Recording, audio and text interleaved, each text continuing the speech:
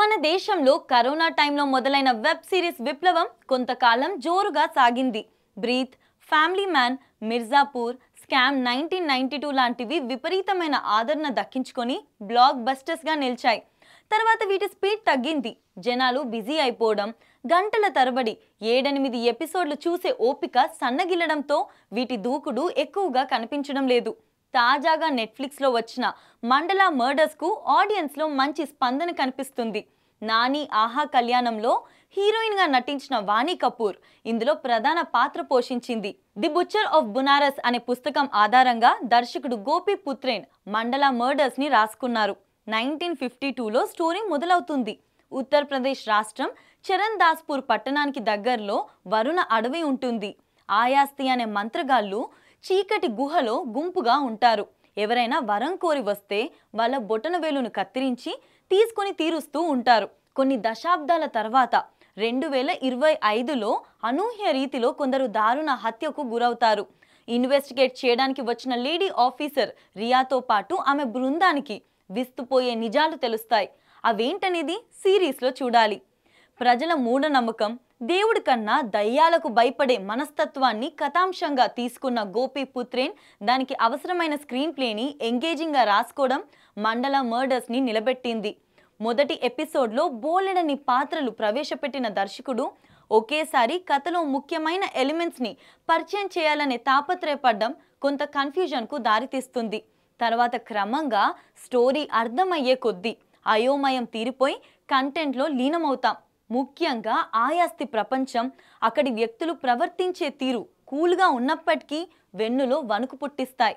చరణ్ దాస్పూర్ నేపథ్యం, రాజకీయాల ఆధిపత్య పోరు, చిన్నప్పుడు తల్లిని తమ్ముణ్ణి పోగొట్టుకున్న హీరో, భూతాల మీద రీసెర్చ్ చేసే ఒక నాటు వైద్యుడు, సిబిఐ బృందంలోని ఆఫీసర్ని కిరాతకంగా ఆయాస్తులు చంపే ఎపిసోడ్ వైగరాలు గ్రిప్పింగ్గా సాగుతాయి.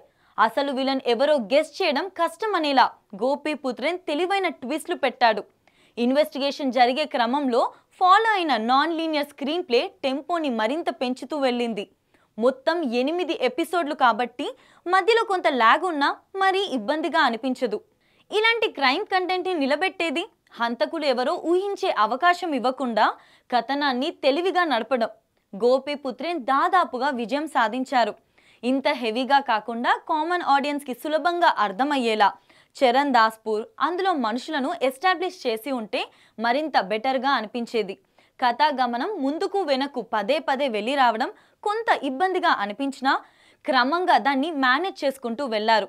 ఆర్టిస్టుల performance, locations and adult content లేకపోవడం వల్ల చాలా ప్లస్ అయింది. టైటిల్ చూసి ఇదేదో సైకో క్రైమ్ థ్రిల్లర్ అనుకుంటే పప్పులో కాలేసినట్టే. ఇందులో ఎలాంటి సైకోలు ఉండరు. సైతాన్ పేరుతో ఒక మాబ్ మెంటాలిటీని పెంచుకుంటున్న ఒక సమూహం సమాజం మీద ఎలాంటి ప్రభావం చూపించిందనే పాయింట్ మీద మండలా మర్డర్స్ నడుస్తుంది. వాణి కపూర్ డ్యూయల్ రోల్ ఆకట్టుకుంటుంది. పొలిటీషియన్గా సుర్వీన్ చావ్లాకు బెస్ట్ పర్ఫార్మెన్స్ చూపించే అవకాశం దక్కింది. వైభవ్ రాజా గుప్తా, సిద్ధాంత్ కపూర్, జలీల్ ఖాన్, సుగీతా అయ్యర్, రాహుల్ బగ్గా తదితరుల సహజమైన నటన సిరీస్కి మరింత వన్నె తెచ్చింది. సుప్రసిద్ధ నిర్మాణ సంస్థ యష్ రాజ్ ఫిలిమ్స్ పార్ట్నర్ కావడంతో మండలా మర్డర్స్లో టాప్ క్వాలిటీ కనిపిస్తుంది. ఆర్ట్ వర్క్, విఎఫ్ఎక్స్ చాలా న్యాచురల్గా అనిపిస్తాయి. 1952 నాటి వాతావరణాన్ని రీక్రియేట్ చేసిన తీరుని మెచ్చుకోకుండా ఉండలేం. బడ్జెట్ పరిమితులు లేకపోతే వెబ్ సిరీస్లను సైతం సినిమాల రేంజ్లో తీయొచ్చని చెప్పడానికి ఇదొక బెస్ట్ ఎగ్జాంపుల్ అని చెప్పొచ్చు.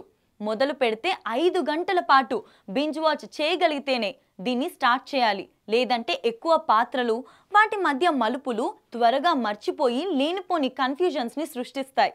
ఫైనల్గా రికమెండెడ్ కేటగిరీలో దీన్ని వేయొచ్చు.